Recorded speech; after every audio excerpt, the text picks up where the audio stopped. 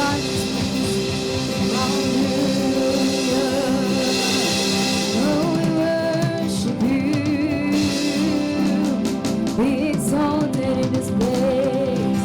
Just have your way, Jesus. We worship you, God. Just have your way in this place. We worship you. Be exalted, God. Just have your way. We lift your name in this place, Jesus. Hallelujah.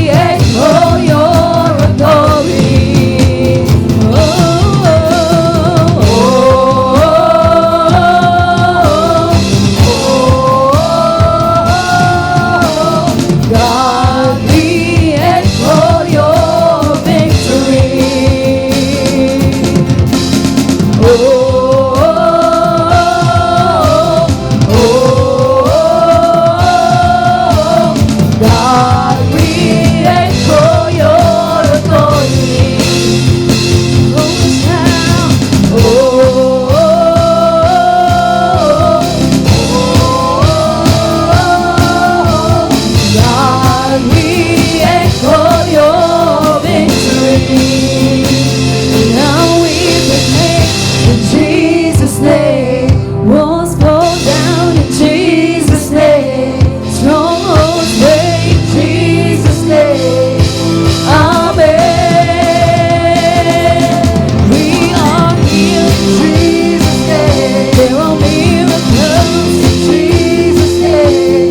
Blow them out in Jesus' name. Amen. Now we proclaim in Jesus' name. Walls fall down in Jesus' name. Strongholds break in Jesus' name. Amen. We are healed in Jesus' name. There are miracles in Jesus' name. Blow them out in Jesus' name. Amen. Oh,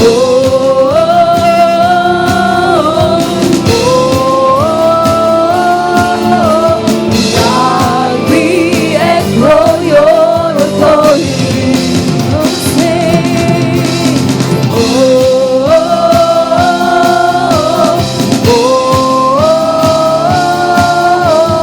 God, we explore your victory.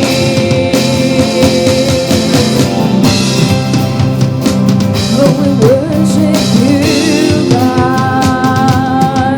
We lift your name. Hallelujah. Oh, shout your name. We shout your praise. We worship you. We exalt in God.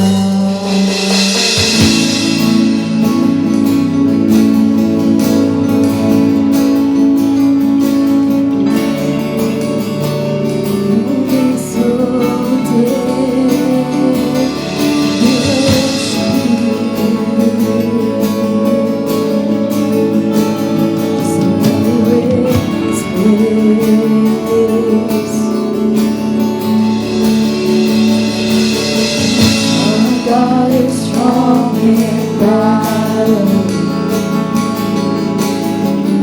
Our God can never fail. Through Him all chains are broken. In Him the sick are healed. In the name of Jesus, giants are defeated. Every single mountain has to move. You're faithful to your promise. You finish what you started. There is none as powerful as you, Jesus.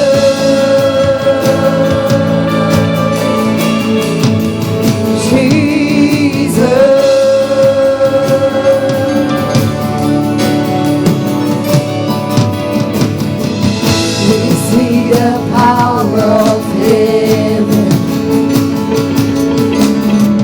setting the captives free. We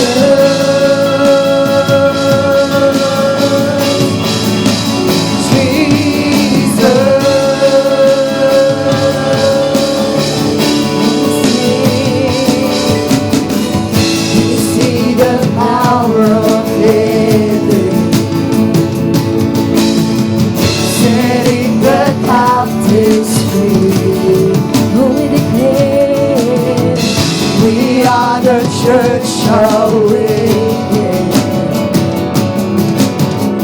singing in victory. In the name of Jesus, giants are defeated. Every single mountain has to move. You're faithful to your promise. You finish what you started. There is none as powerful as you. In the name of Jesus, giants are defeated. Every single mountain has to move. You're faithful to your promise. You finish what you started. There is none as powerful as you, Jesus.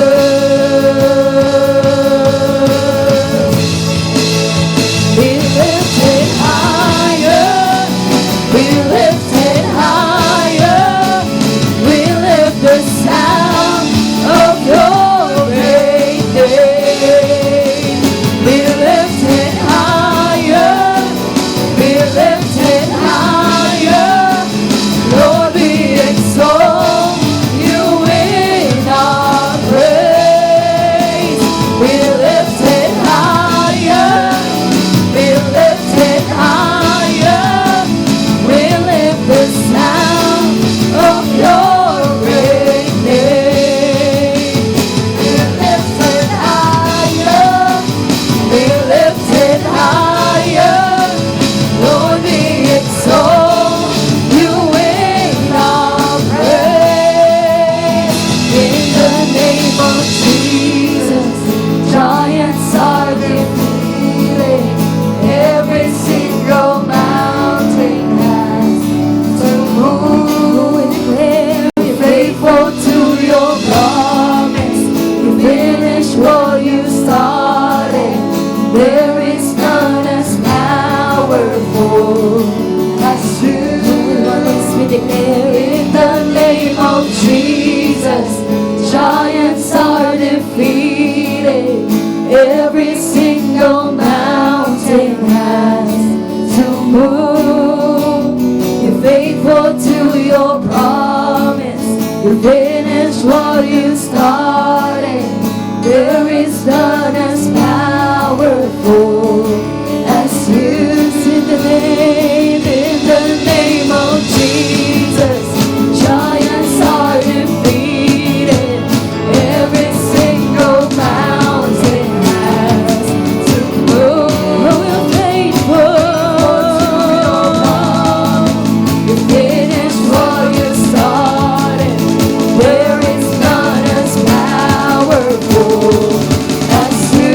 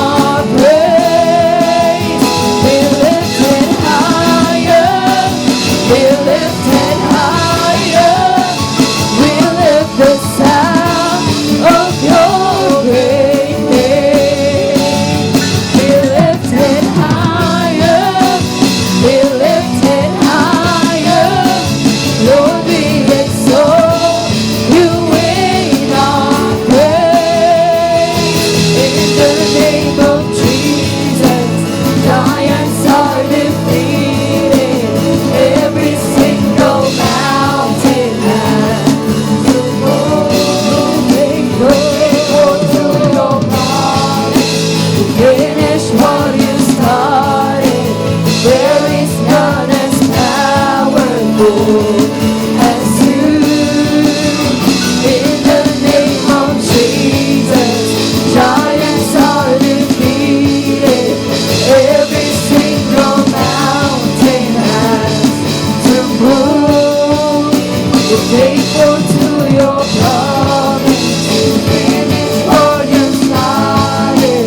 There is none as powerful as you, Jesus.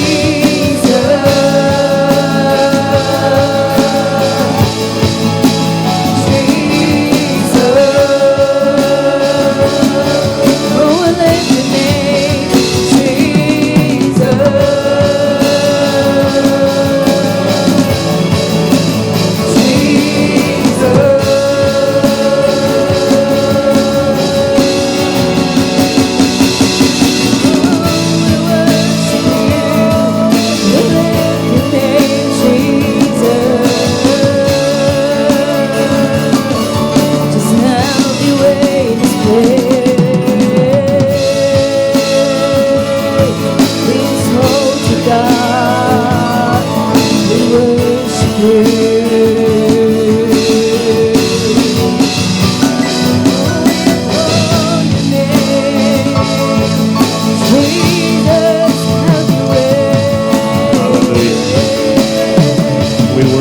Lord Jesus. Oh, be lifted higher, God. We worship you. We worship you, Jesus. Oh, be lifted higher. Be lifted higher, Jesus.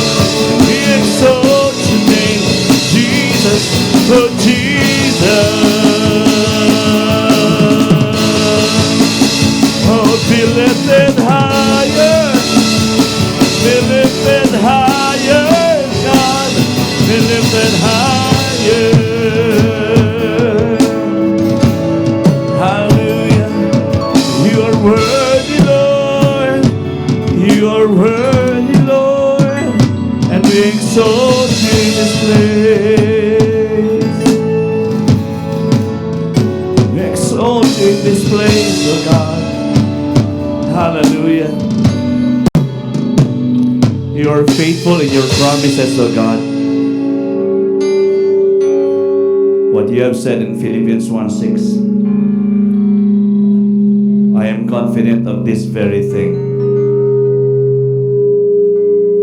that He who started a good work in us is faithful and able to complete it until the day of our Lord Jesus Christ. Nobody who started with God is supposed to end up in hell. Those who have been blessed by God will never supposed to be cursed.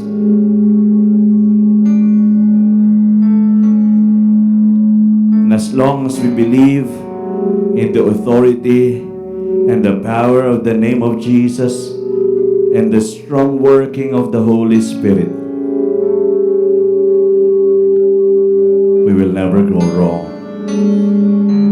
can always come out victorious. We can always come up on top. We will always go above and beyond. And we thank you, God, for reminding each and every one of us that we are here to develop a trust only on the God who will never fail us and never will forsake us. I pray today that we can be in one accord in this place, to have that confidence in you alone, that you, God, the Almighty One, the Greater One, the one who is powerful, can turn every situation around. We are supposed to be bold enough to say and speak the name of Jesus over our situations, for there is power in the name of Jesus. And right here, right now, we command everything that is never yours to bow down at the name of Jesus. We bind the works of Satan in our lives in Jesus' name, and we say we are victorious, and we say we are triumphant, and we say we will always come out champions in you, God. Hallelujah.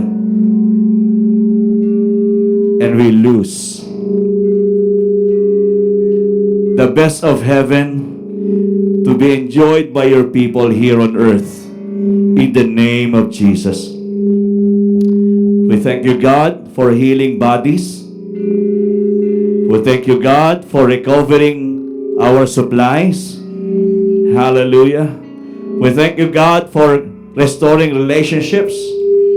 Thank you, God, for making us more stronger and stronger every day of our life.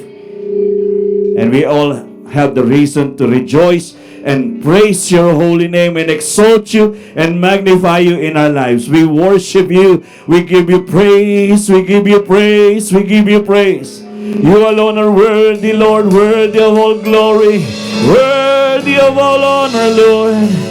Hallelujah, we worship you. Come on, church, just lift up your voices and lift up your hands and just bless the name of our God. Worship Him in spirit and in truth. Let our hearts fix only on Jesus, on our Abba Father, and on the Holy Spirit. Hallelujah, you are worthy. Worthy, Lord, worthy, Lord, of all worship. We exalt you. You are amazing, God.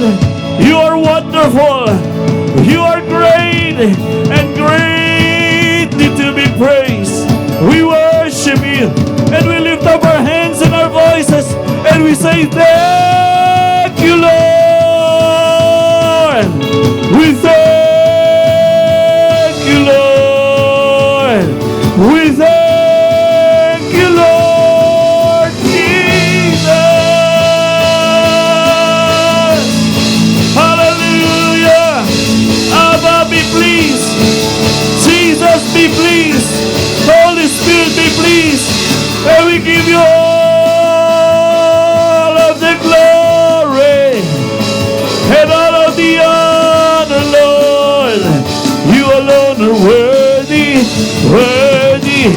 You deserve all these things, oh God. Hallelujah. We worship you. We thank you for your outpouring in this place today.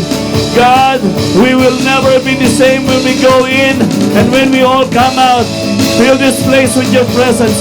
Fill each and every one of us with hope and faith only on you, and confidence that the God whom we serve will always come through and will always bring us to breakthroughs, oh God. Hallelujah. We give you all the praises. We give you all of the honor, and we give you all of the glory, God. We love you. We bless you. We thank you, God, for blessing us with an overflowing of blessings in this place. Have your way and take your place. It's all about you, Jesus. It's all about you. We love you. We bless you. Hallelujah. In Jesus' name. In Jesus' name. And everybody shout, Amen. Hallelujah. Hallelujah. Blessed be the name of the Lord. Thank you, Jesus. Well, the best thing in life is to stay in the presence of the Lord. Okay, so sa dami ng mga distractions, we just need to stay. Yung kasi yung pinakamagandang lugar eh. We are not distracted even though there are distractions. Okay? So we can mind a lot of things around us. But when it's time for us to just stay, stay. Diba? Sabi nga ng Panginoon, be still and know that I am God. Because there are times we just need to be still in His presence and know that He is God. Because we cannot really know God if we are just too busy or too occupied with other things around us. Yun po yung pinakamagandang bagay sa buhay natin, yung alam nating manatili. Kahit na parang ang hirap manatili, pero we insist and we desire and we become intentional just to stay in the presence of God and just enjoy everything from Him.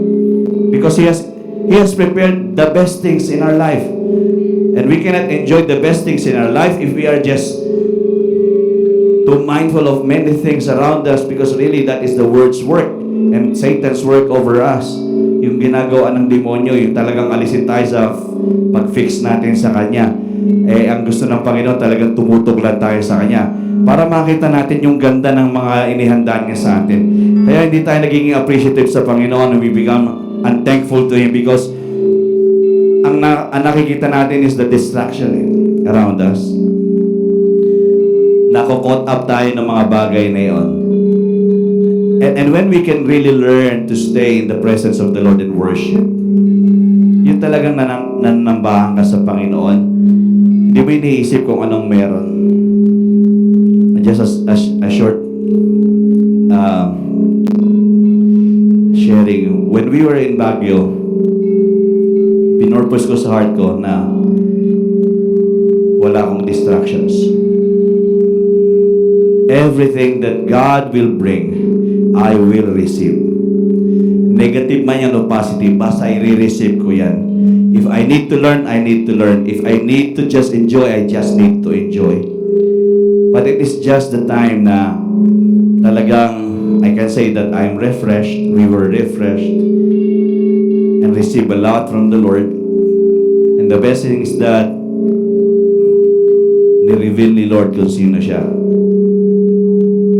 Kasi yung mahalaga kasi yung talagang natututunan natin yung intimacy sa Kanya kaysa sa kung ano-ano intimacy yung ginagalawan natin. We can be so attached with the many things we do.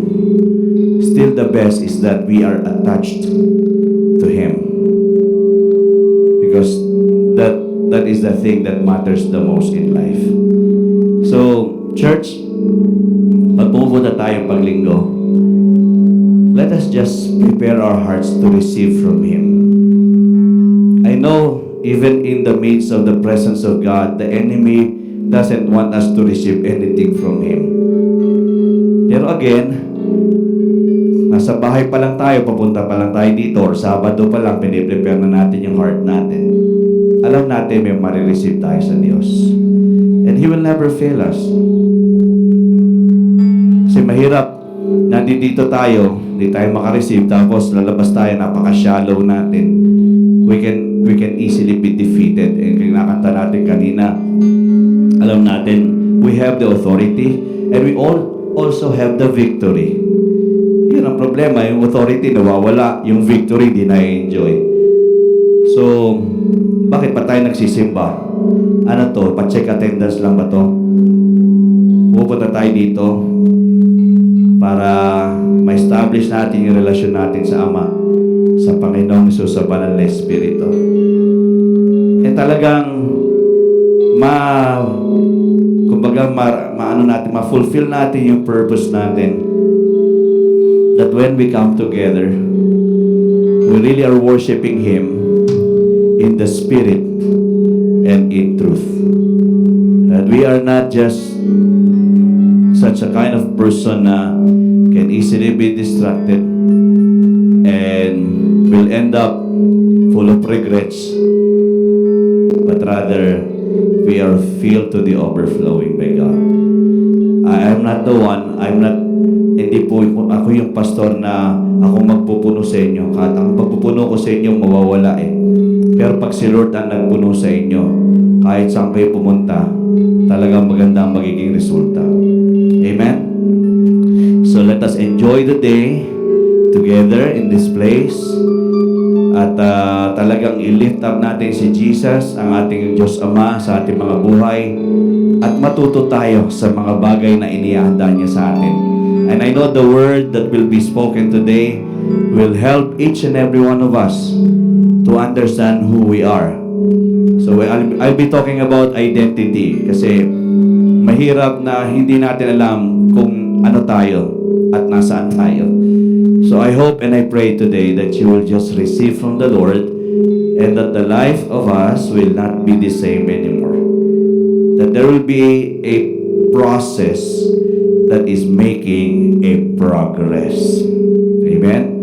Hallelujah. Well, habang kayo nakatayo, umikot kayo, at sabihin mo, may ginagawa na ang Diyos sa iyo. Just go around and enjoy one another. Hallelujah.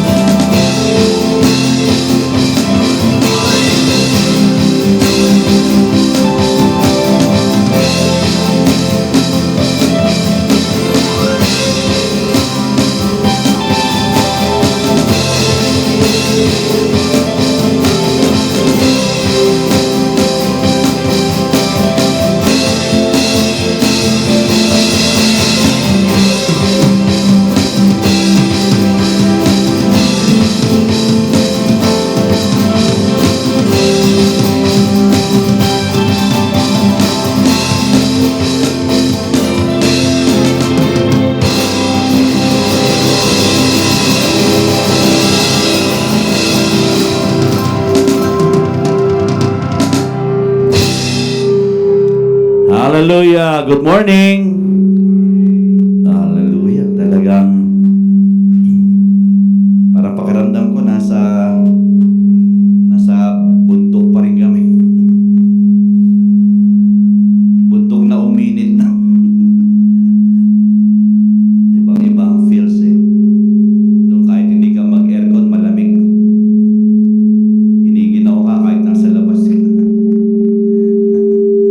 Hallelujah. Well, I'm glad to see you all this Sunday morning, and blessed to share with you what the Lord is doing and what the Lord must do to each and every one of us.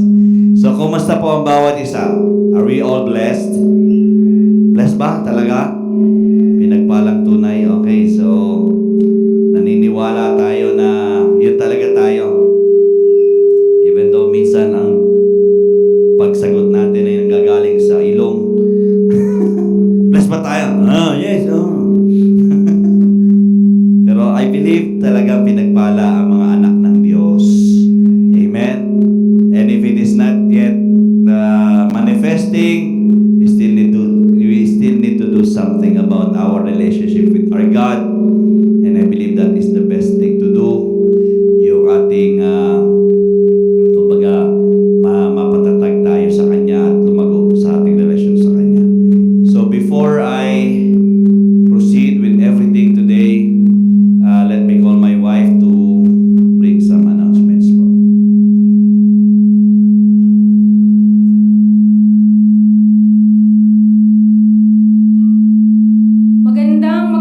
Magandang pinagpalang araw, umaga sa ating lahat. Are you all blessed? Sure? Laging may sure. Kasi dapat talaga sure na sure tayo na we are blessed. Okay, para po sa ating mga announcement, nakakatuwa po kahapon. Sino po nakakita nung anniversary ng youth? Kahapon. So, third year na po ang youth, di ba? Ang kanilang, ang Philos. So, next year, doble na ang number nila. Okay? So, marami na tayong youth by next time. Okay. So, syempre, may nakita akong note doon, hindi daw papatalo ang YAM. Kasi sila naman din po ay magta-third anniversary by second year, next week. Okay, asan na yung announcement natin, Kuya? Diba? So, YAM, it's your time. Time nyo naman. Actually, dito po sa YAM, whether may asawa kayo or hindi, basta ang edad nyo po ay nasa 21 hanggang 35, YAM kayo. Kaya ako nandoon eh. Kasi 35 lang ako eh, di ba? So, attend po tayo. Alam nyo, yung pag-attend natin ng fellowship na ganyan, merong ginagamit ang Panginoon. Gumagamit ang Panginoon. Yung alam niyo yung gathering together, even a single word through those fellowship, may makukuha tayong blessing. Okay? Hindi lang ito for fun, but it is encouraging, edifying one another. So dahil ito, mga YAM, may mga trabaho na to, tingin ko mas maraming pagkain dito eh. No? Kasi sila samgyup, kayo, buffet, fine dining. O, diba? So, next Friday, 7 o'clock, dito po, no? Sa Friday, dito gagawin. Okay. Ba't wala doon, Kuya David? Wala. Hintay daw ako. Okay. Hanggang anong oras kita hintayin, Kuya? Okay, next time naman, starting tomorrow po hanggang Wednesday ang ating prayer and fasting. Ang nangyayari po dito na observe ko, parang walang nagfa-fasting. Puro prayer lang. Umamin. Hindi. Actually, doon po sa inatinan namin convention, na-mention din po yung fasting, which is parang sabi ko nga ganyan, in all seasons ng ating Christian life, talagang kailangan nating mag-fasting. Not for just for our body, but for our spiritual life. Kakatuwa. Di ba yun din naman yung sinabi ng Bible na yung mga disciples before, hindi sila makakast out or makapagpagaling ng dahil kulang sila sa prayer and fasting. So, napakalaki. There's power doing it sa atin. Okay? So, pero kapag nagpa-fasting po tayo, hindi lang po tayo mag-abstain sa food. It is our personal intimacy with the Father. Napakalaking bagay po. So, Monday to Tuesday, online po tayo. So, hoping na makasama kahit sa online. And then, Wednesday po, yun po yung face-to-face natin. Napaka-effective po na tayo po ay nagpe-pray. So, nung last Wednesday po, may nag-post po ng pictures what happened last Wednesday nung nandoon kami. Even though nag-join, kaya lang ang hirap po ng Wi-Fi, ng connection doon. Kasi lahat, almost 400 delegates ang nandoon na lahat trying to connect doon sa Wi-Fi ng hotel. Even yung mga personal data namin, ang hina na po ng signal. So somehow paputol-putol. nag-message ako na bakit nawala, yung pala tapos na talaga. Nasa kalagitnaan pa lang ata si Sister parang kakatayo pa lang ni Sister Russell, tapos na pala agad. Yung pala, nakatalaga yung connection ko. But anyway, salamat, nakaka-bless, di ba? Seeing you all na nagpe-pray even though wala kami last Wednesday. Even though nakakapagod kasi yung convention, nag-start hanggang 9, first night hanggang 9 p.m. and then second night hanggang 10:30 p.m. The following day, as in talagang somehow, pero hindi niya ramdam halos yung dahil spiritually, we were fed. Physically, we were fed din. Actually, sabi ko kay Pastor, parang paulit-ulit yung kinakain natin. Kahit iba-iba yung pagkain. Kasi parang mas na-overwhelm ako nung spiritual feeding than dun sa food. Tagang nakaka-blessed. Okay? But sana po, next Wednesday, ganun ulit. Sama-sama tayong nagpe-pray face-to-face. And then, August 26. Ano ba na yung 24 na? Ayun na nga, 24, men's fellowship tayo. Yung last Sunday. Hindi pa last Sunday ito, di ba? Last Saturday. Meron pa tayong 30. So, men's fellowship naman. Okay. So, every men's fellowship nandito. Ako nabibless ako sa inyo actually kahit minsan malayo kayo. Pero yung dinidiscuss nyo sa bawat isa, even ako, a little touch of your discussion, nakaka-bless. So join tayo. Join po tayo. Nakaka-bless po yung ating mga fellowship. Okay. So itutuloy ko na po ito sa giving. Okay. Meron lang po akong talagang na-catch na sobrang na-bless yung heart ko na gusto ko rin pong i-share sa inyo. So, buksan po natin sa Genesis chapter 26, verses 1 to 4, and then tatalon po tayo sa verses 12 to 13. So, Genesis chapter 26, verses 1 to 4. Okay, so basahin natin. There was a famine in the land beside the first famine that was in the days of Abraham. And Isaac went to Abimelech, king of the Philistines, in Gerar. Then the Lord appeared to him and said, "Do not go down to Egypt. Live in the land of which I shall tell you. Dwell in this land, and I will be with you and bless you. For to you and your descendants I will give all these lands. And I will perform the oath I swore to Abraham your father." Verse 4, "And I will make your descendants multiply as the stars of heaven, and I will give to your descendants all these lands, and in your seed all the nation of the earth shall be blessed." Okay, talon po tayo sa verse 12. Okay, verse 12. "Then Isaac sowed in the land and reaped in the same year 100-fold, and the Lord blessed him. And the man began to prosper and continued prospering until he became very prosperous."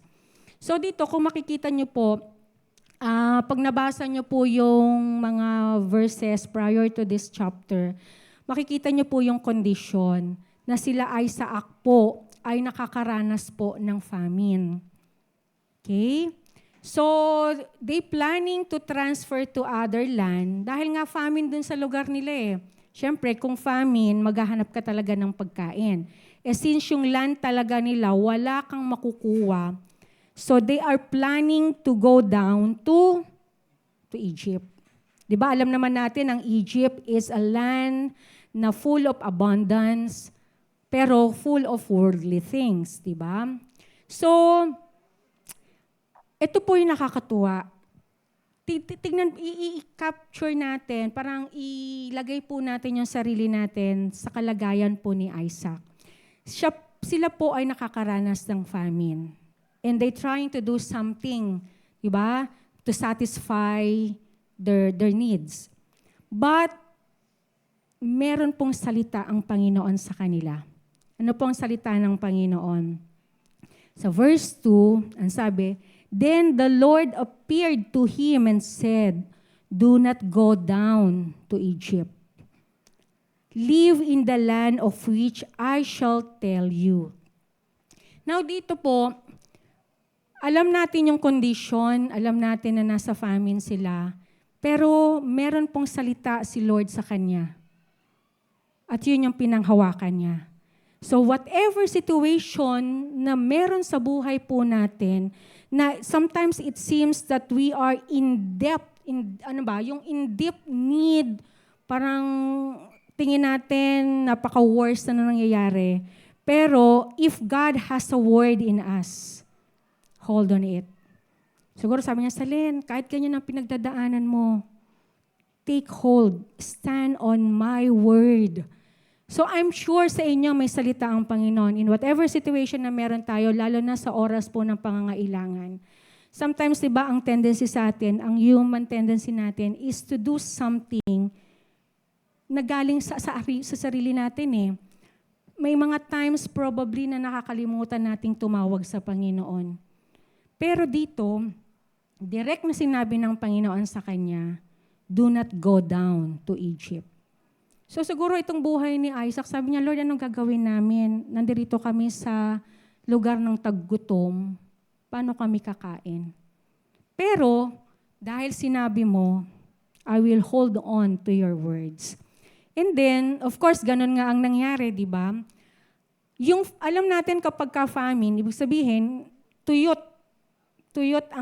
ang lupa, hindi ka pwedeng magtanim. At kahit magtanim ka, dahil nga tuyot yung lupa, there's no room for growth. There's no increase for life. I mean, there's no tendency to have life in the midst of the famine. So dito po, nakaka-bless dahil may salita ang Panginoon kay Isaac. Pinanghawakan po ni Isaac yon. So sa atin, ganun din po. I'm sure not at all times nasa abundance tayo. May mga times na probably ang buhay natin, we experience famine in our lives. Diba? Pero kung titignan nyo, dahil may salita ang Panginoon sa kanya, sabing ganyan sa verse 12, Then Isaac sowed in the land and reaped in the same year 100-fold, and the Lord blessed him. Verse 13, The man began to prosper and continued prospering until he became very prosperous. So, dito kung makikita nyo, whatever situation na naman yung nasa paligid natin, na tingin natin opposite sa alam nyo, it seems bad, it seems hindi maayos, hindi tugma sa pangangailangan natin. No? Pero dahil may salita ang Panginoon kay Isaac, anong ginawa niya? Sumunod. Diba? Kaya nga, obedience pa lang, there's a blessing in obedience. At dito, sabi niya, nagtanim si Isaac in the midst of the famine, nag-sow siya ng seed. Kaya nga po sa atin minsan, magbibigay pa ba ako? Ganito na nga ang kalagayan ko, ay in need. Pero sabi nga, ako, even though wala sa Bible yon, pero one time na-bless ako, meron nagsabi na, even though you are in deep need, dun nga tayo mas lalong nagbibigay. Dun tayo mas lalong nag-yield sa Panginoon. So dito, sumunod si sa Isaac, at ang nangyari pa, kung kailan famine, dun siya nagtanim. At anong sabi dito? He reaped in the same year 100-fold.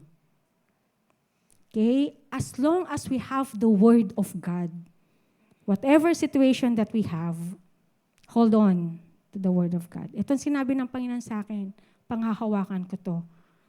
Dahil ang Panginoon na nag-promise sa atin is a faithful God.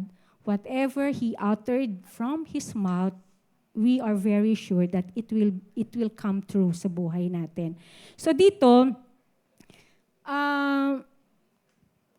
wag natin, whatever, kung meron man tayong pinagdadaanan, at merong, parang ang tendency sa atin, i-hold back. Pero ang sabi ng Panginoon, release mo yan. You follow and hold on to my words. We are very sure time will come that the blessing will come. Impossibilities will come. Possibilities will come. Because the God that we serve is a God of possibilities, di ba? Whatever that is impossible to us, when we hold on, when we have the Word of God, all those impossibilities will turn into possibilities. Okay? So dito, it's time, sabi ko nga ganyan, napakalapit sa heart ko itong area ng giving because dito ako one time talagang kinonvict, challenge ng Panginoon. Kasi laging nananaig sa akin yung human reasoning ko na, Lord, bakit ko to ibibigay sa'yo? Kailangan namin to. Lord, bakit ko to i-release? Alam mong necessary ito para sa amin. Pero yung pala, without knowing, kasi punong-puno ako ng sarili ko, without knowing, God has a bigger plan for my life. Hindi tayo pwedeng bigyan ng Panginoon ng something kung tayo ay barado, kung tayo ay puno. Diba? At kung ang mga kamay natin ay sarado. Diba? Kaya nga gusto ng Panginoon, open lagi ito Open. At tayo ay palaging empty so that God will fill us. Sabi nga ganyan, diba? Liglig, siksik, at umaapaw. So sa atin, huwag nating pagdamutan ng Panginoon. At huwag na nating i-discount. Lord, pwede bang utang muna ang tithes ko? Lord, pwede bang ito lang muna bibigay ko? Diba? Even in our giving, even in our obedience, let us put God first. Okay? So let's honor our God with our tithes and offering. So, praying na every time na nandito na tayo sa portion ng pagbibigay, lagi tayong excited to give for God. Okay, sige po, pray po tayo. Taas po natin yung ating mga kaloob sa Panginoon as we honor Him with our giving. Okay? Father,